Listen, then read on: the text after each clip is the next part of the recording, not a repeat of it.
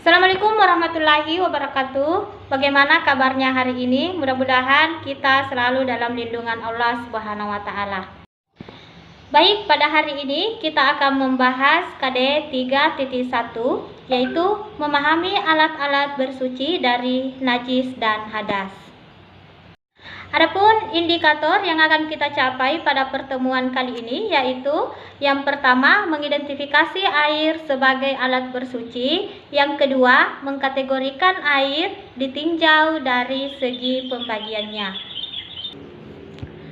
Tujuan dari pembelajaran kita hari ini yaitu peserta didik diharapkan mampu mengidentifikasi air sebagai alat bersuci dengan baik dan benar. Yang kedua, peserta didik diharapkan mampu mengkategorikan air ditinjau dari segi pembagiannya dengan baik dan benar. Kedudukan air dalam bersuci dibagi menjadi beberapa bagian. Yang pertama yaitu air sebagai alat bersuci, dan yang kedua air ditinjau dari segi pembagiannya. Namun, tidak semua air dapat digunakan sebagai alat bersuci. Untuk mengetahui air yang dapat digunakan bersuci, maka kita harus mengetahui air ditinjau dari pembagiannya dan ditinjau dari segi hukum penggunaannya. Yang kedua, air ditinjau dari segi pembagiannya. Secara garis besar, alat yang dapat digunakan untuk taharah ada dua macam, yaitu air dan benda-benda selain air, yaitu benda padat. Air merupakan alat tahara yang utama. Meskipun demikian, tidak semua air dapat digunakan untuk tahara. Yang termasuk air suci dan mensucikan: 1. Air hujan. Air hujan adalah air yang berasal dari uap air laut, kemudian membentuk awan, dan pada ketinggian tertentu akan membentuk kristal es, lalu berubah menjadi butiran air dan jatuh lagi ke bumi. Yang kedua adalah air dari mata air. Air dari mata air adalah air tanah yang keluar dengan sendirinya ke permukaan tanah yang tidak terpengaruh oleh musim. Contohnya, air pada mata air sungai berantas. Huwat tuhuru ma'uhul hillu maitatu, yang artinya air laut itu suci dan bangkai yang terdapat di dalamnya halal untuk dimakan. Hadis riwayat Bukhari, Muslim, Abu Daud, Tirmizi, dan Nasai. Yang keempat adalah air sungai.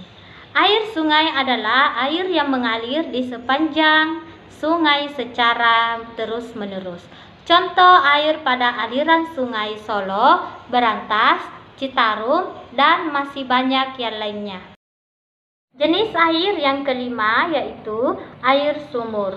Air sumur adalah air yang terdapat pada lubang atau galian dengan kedalaman tertentu.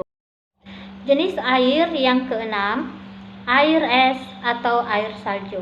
Air es atau air salju adalah air yang berasal dari butiran uap air berwarna putih yang membeku di udara dan jatuh ke bumi akibat temperatur udara di daerah itu berada di bawah titik beku. Jenis air suci dan mensucikan yang ketujuh adalah air embun.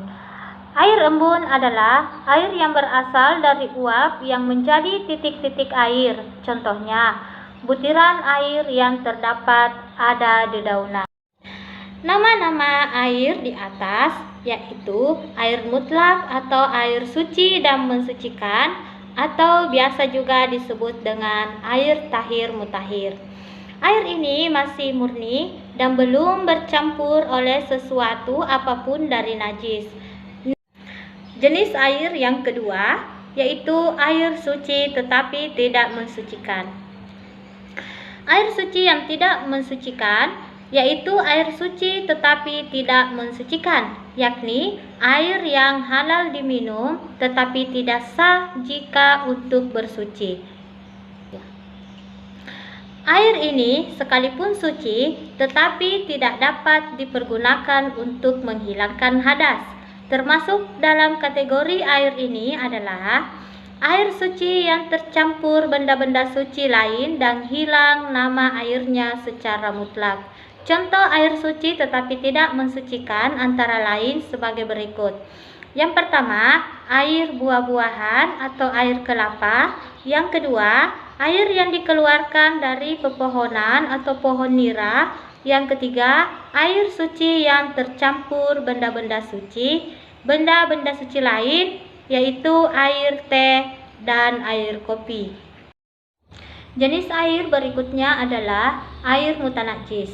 Air mutanajis yaitu air yang terkena najis. Air ini tidak halal untuk diminum dan tidak sah apabila digunakan untuk bersuci. Air semacam ini tidak dapat dipergunakan untuk tahara, baik untuk menghilangkan najis maupun hadas. Jenis air selanjutnya adalah air mustakmal, yaitu air yang sedikit ukurannya atau kurang dari 2 kula dan bekas pakai telah digunakan untuk bersuci walaupun tidak berubah warnanya. Air ini tidak boleh digunakan untuk bersuci karena dikhawatirkan sudah terkena kotoran atau najis yang dapat mengganggu kesehatan.